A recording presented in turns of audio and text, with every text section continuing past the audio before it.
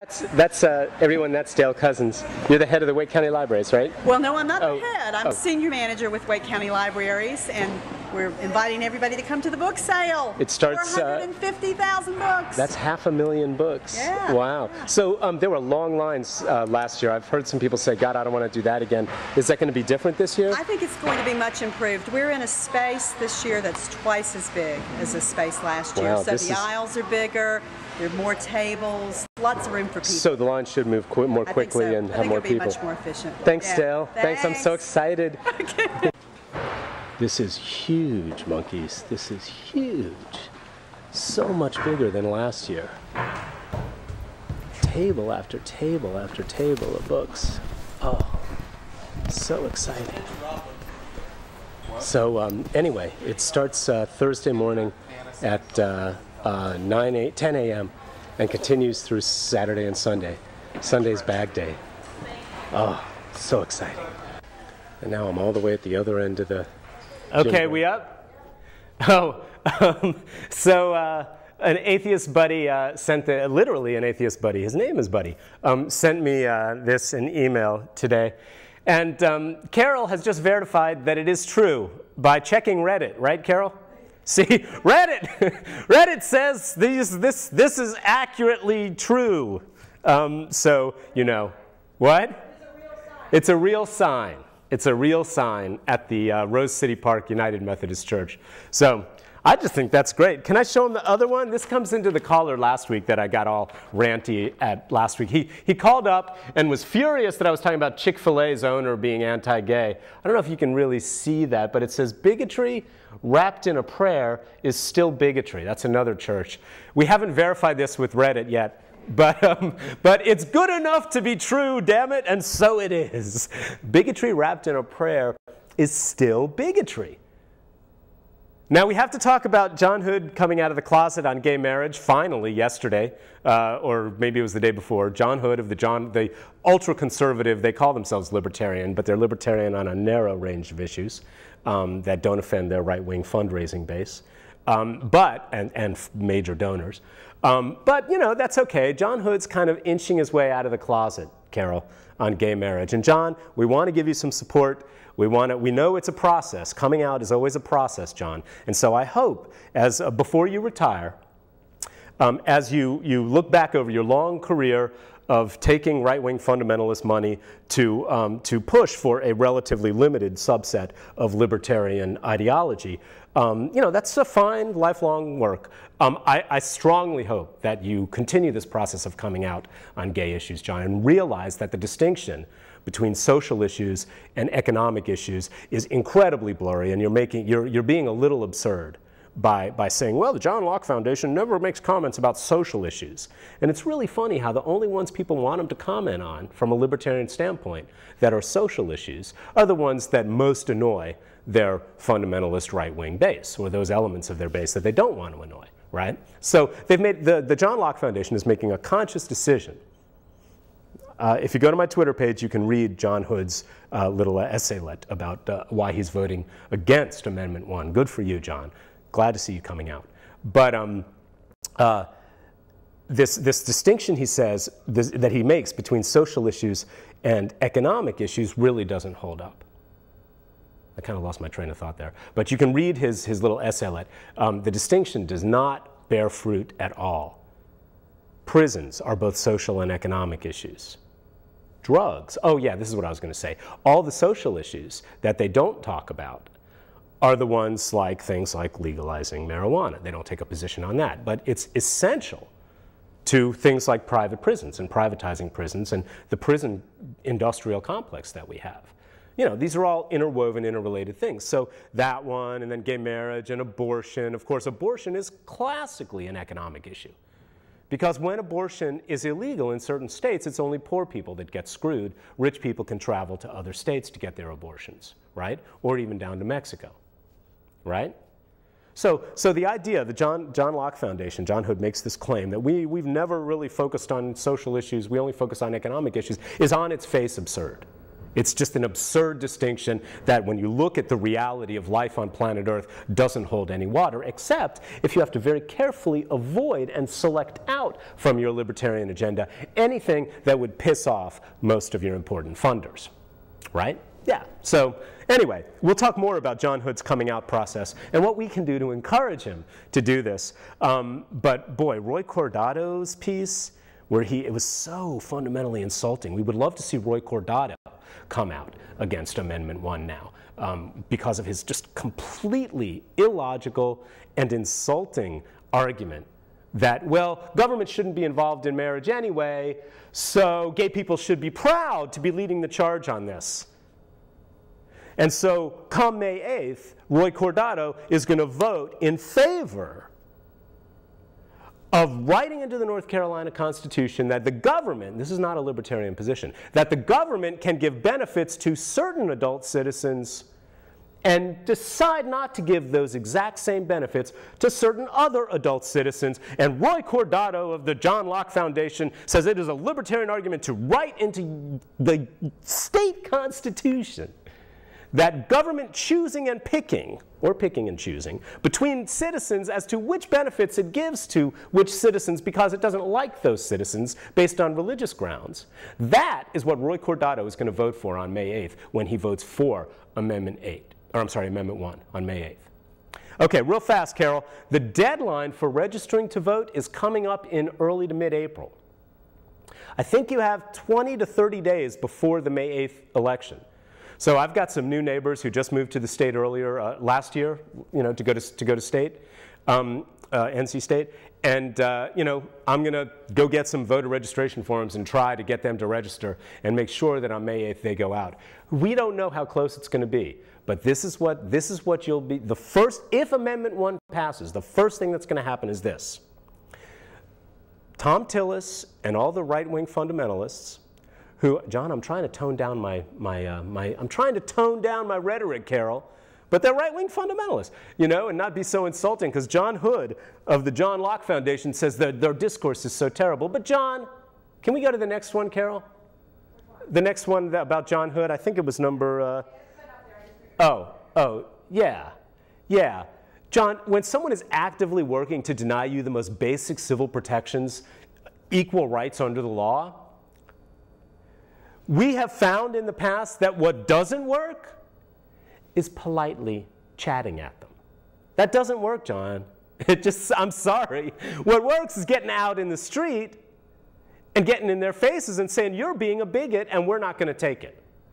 And for someone like John Hood, from a position of relative privilege, relative power, and I have my own positions of privilege too, I can pass for white if the light is right. Carol, do I pass for white? To everybody except Nazis, I'm white. But it doesn't work for them.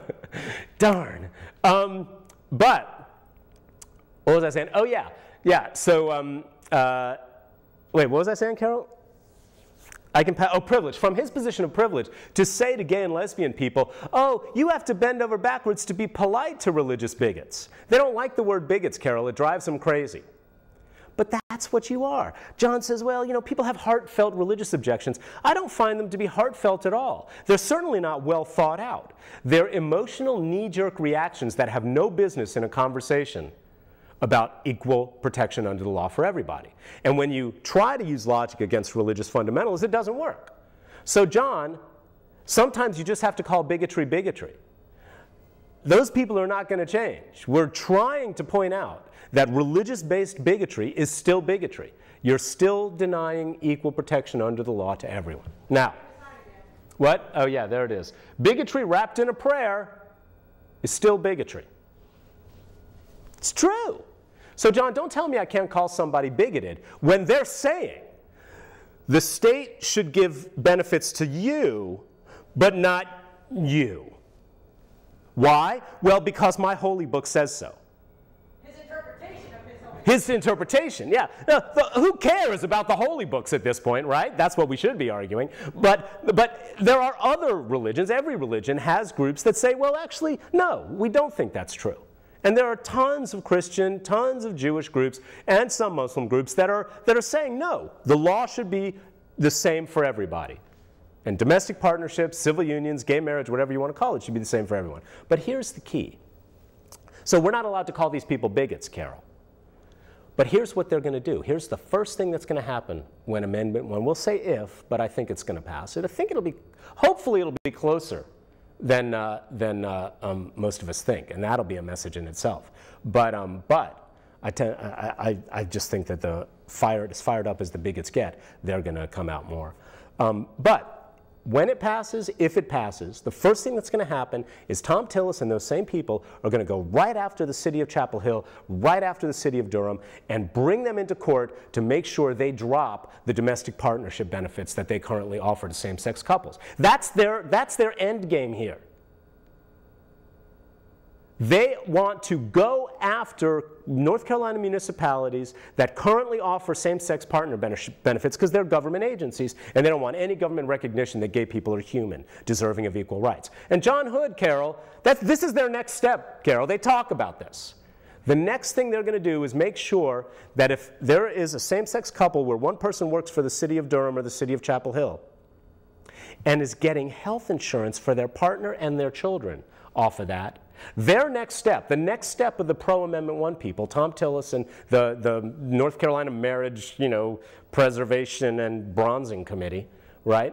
Those people, their next step is to go ahead and yank those domestic partner benefits away from children and families of same-sex couples. So the first result, if Amendment 1 passes, is going to be a legal attack against young kids with health insurance through the same-sex partner of someone who's employed with the city of Durham or Chapel Hill. We know that's what their game is here. It's a government recognition of same-sex partnership. We can't have that. Children will lose their health insurance. Clearly, obviously, it's what the Amendment 1 people want to have happen. You can't deny, Carol, that that's what's going to happen. And straight couples, if there's any kind of unmarried situation there, this could jeopardize you as well. Now they say, no, never, never. We're only bigoted against gay people. But the language is so broad and so new. It's not like the language in other places, in other states where this is passed. It's the lawyers who've looked at it say this is going to result in a lot of court cases as we try to figure out what this language actually means. It's new, overly broad language. Now, the point is, the first thing that's going to happen is they're going to yank health insurance benefits for young children of same-sex partners. John Hood, you know that's true. Now here's John Hood from his position at the top of the John Locke Foundation telling me I need to find a way to be polite to these people. John says social issues, there are groups that handle that. Well, John, there are groups that handle the politeness thing.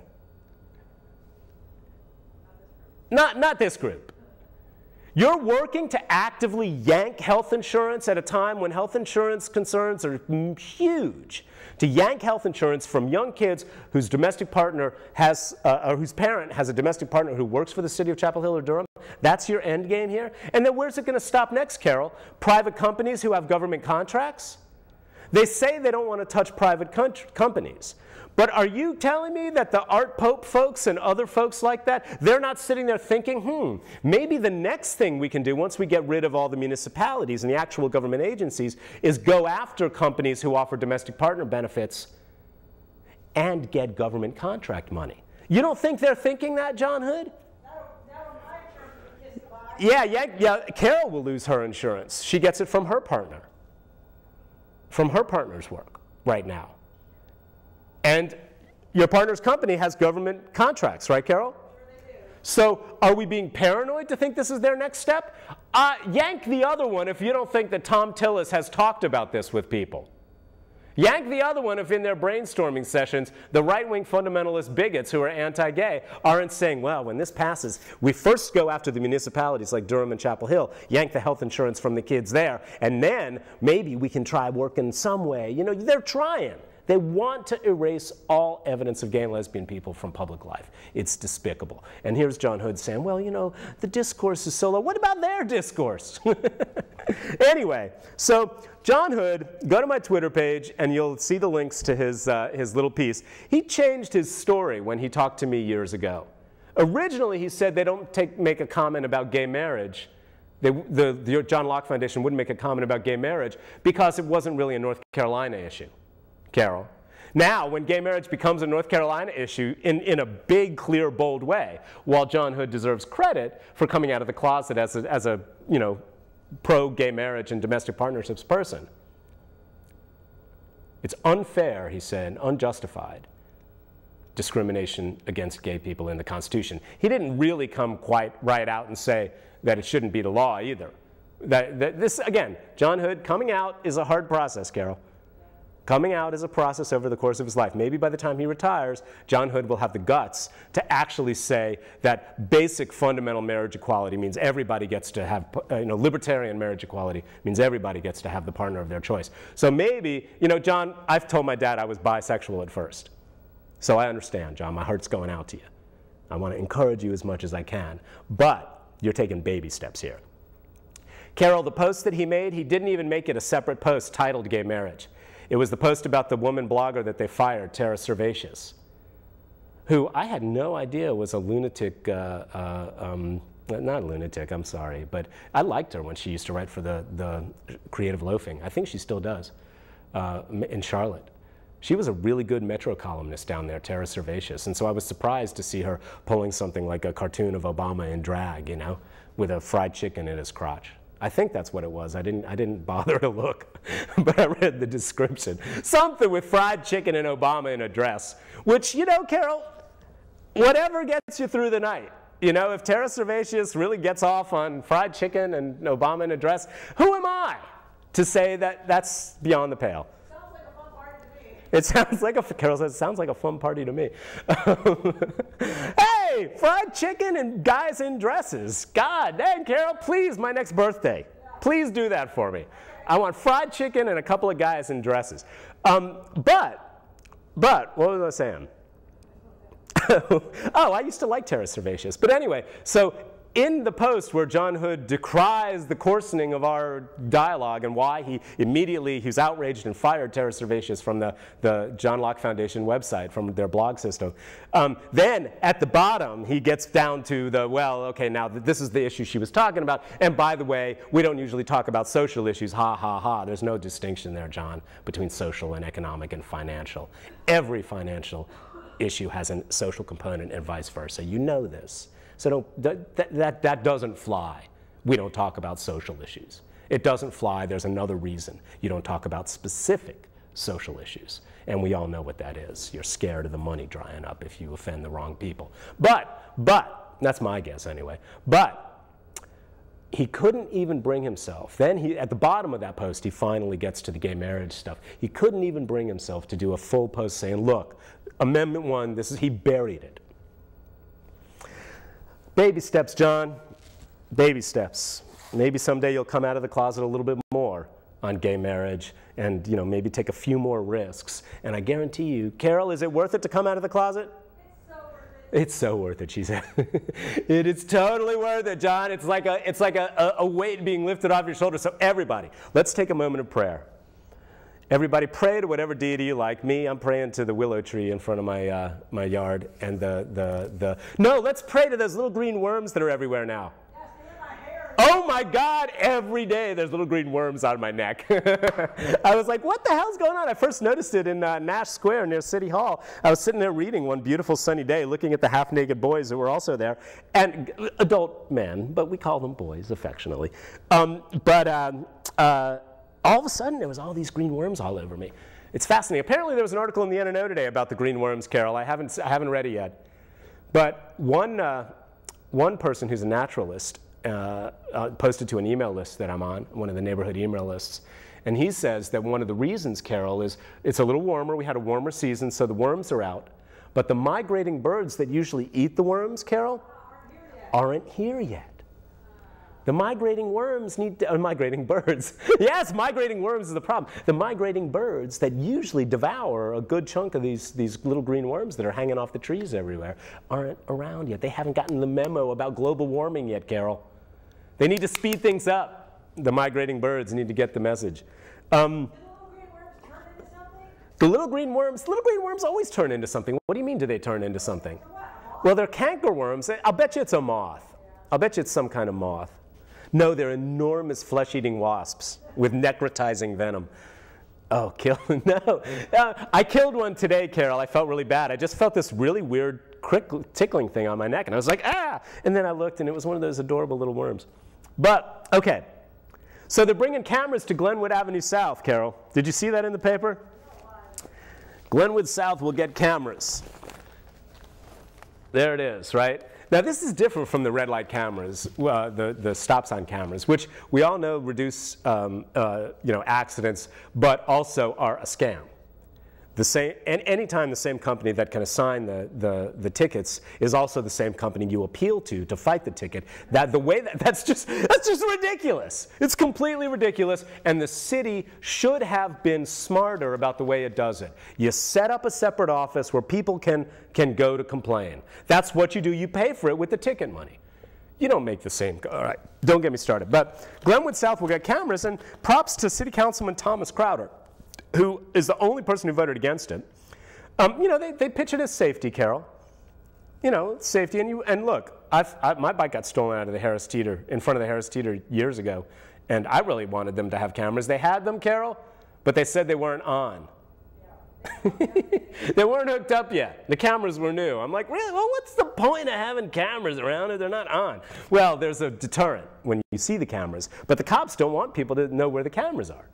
It's like, well, why not? Show people where the cameras are. They'll be on their best behavior, right? Anyway, so what they're saying is that Crowder raises questions like, who's going to have access to it? We're getting a little bit Big Brother. Crowder, did I say Crowder? Crowder says, who's going to have access? These are important questions. Police would not give specifics about where, they would be, but who would have access to this footage? And what's not being asked here, how long is the footage kept? Again, these are important questions. Who gets to look at this footage? Does any cop get to come in and say, hey, let me see what happened on Glenwood South Thursday night? Oh, I heard it was great. Let me see that guy vomiting again. If that's the level of what do you call it? Privacy or limitations or whatever. It's not even privacy. You're out in the street. But, the limitations on the access, that's not enough. This needs to be written down. There needs to be, if we're going to do this, there needs to be very clear rules for the police department, which they can break whenever they want because they're police. But I mean, they do sometimes, But there should be rules written down as to who has access and when they have access and how long the footage is kept. This is not something they should be keeping forever because that's ridiculous. But how long should something be kept? 3 months? 6 months? What? These are important questions that should be asked, and they almost never get asked before they install the cameras. Almost never. But the main thing they're using is to pinpoint traffic jams and blocks where pedestrians are overcrowding the sidewalk. That's what they say the main reason they use them. So can we talk about the health insurance thing? While we're talking about gay and lesbian people losing their health insurance if this Amendment 1 passes, partners of gay and lesbian folks who are employed with municipalities that offer domestic partnerships. There's only a couple around the state, but they will lose that. The Supreme Court arguments, I mean, I have not been following it closely enough, which means you have to be there to really know exactly the ins and outs of what was argued today. I mean, I read a little bit. One of the key things is, does the Congress have the right to use the purse strings of Medicare or Medicaid? No, Medicare to kind of blackmail states into doing certain things, and clearly they do. It seemed pretty clear from today's arguments that most of the justices are fairly comfortable with the idea that Congress can indeed blackmail. They do it all the time with purse strings. They control the purse strings. That's how it works, So that's the system. But there are other things where it's looking tougher. And the key thing that's looking tougher is the part of the law that I hate the most, Carol, which is this mandate. Now, how does every other industrialized country, modern country in the world, deal with this mandate to buy health insurance? Well, you don't. There's no mandate. The government just gives it to everybody. Remember, most Americans wanted a single-payer system. Carol, true fact. When you present the options in a poll, most Americans want a single system where private companies, private health insurance companies, you see it in poll after poll, something like 60% and up, want to get private insurance companies out of, now they would have their own, most countries that have a single payer system, they also have private insurance plans that people can buy into and supplement and do all that. They do, so you could do that if you want it. You don't have to use the government plan at all if it's, you know, morally objectionable to you. You have to pay for it, you know, but you know, taxes, right? Yeah, okay. But most people want this. Why did we not even get single payer as an option being considered during the debate? Because the few wealthy companies, people at the top of these wealthy companies and wealthy organizations that control Congress made sure that their money spoke, and the vast majority of the American people who wanted a single payer system to at least be one of the options were shut out completely.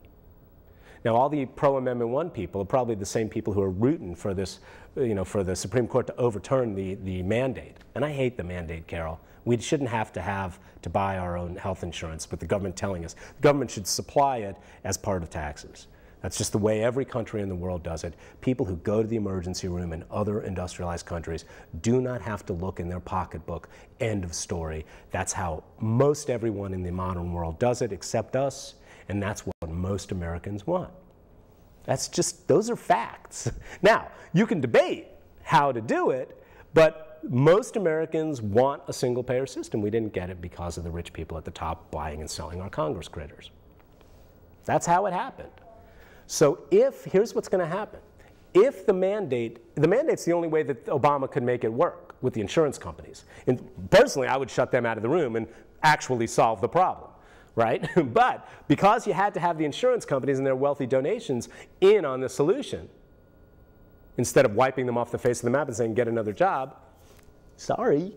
Well, insurance, they should be not-for-profit. Blue Cross Blue Shield people are making lots of money at their $400,000 salaries, right? And they're not-for-profit. They should be not-for-profit. Thank you, Carol. It's been a while since I thought about that train wreck of a horror show of a train wreck. That was the passing of this bill. I don't like this bill. I don't like the mandate. But if the mandate goes, here's what goes with it. Insurance companies will be allowed to deny you insurance based on a previous condition. That was one of the key things we wanted to get rid of. In a single payer system, they can't deny you. That's key, monkeys. You have insurance, you get sick, insurance companies can then drop you because your bills are too much, even after you've been paying premiums for years. Or if you switch jobs, why is our health insurance tied to our jobs? It's so stupid. What about 30 seconds? We only have 30 seconds, but so, if you switch jobs, your next insurer can deny you health insurance. Why? Because you were sick once. If the mandate gets overturned by the Supreme Court, that goes. They can now continue to do that. They can't do that under this law anymore. That was one of the big achievements. Come up on 10 seconds. All right, so if you want people to be denied health insurance because of pre-existing conditions, you better hope the Supreme Court overturns this law, because that's what's going to happen. All right. See you next week.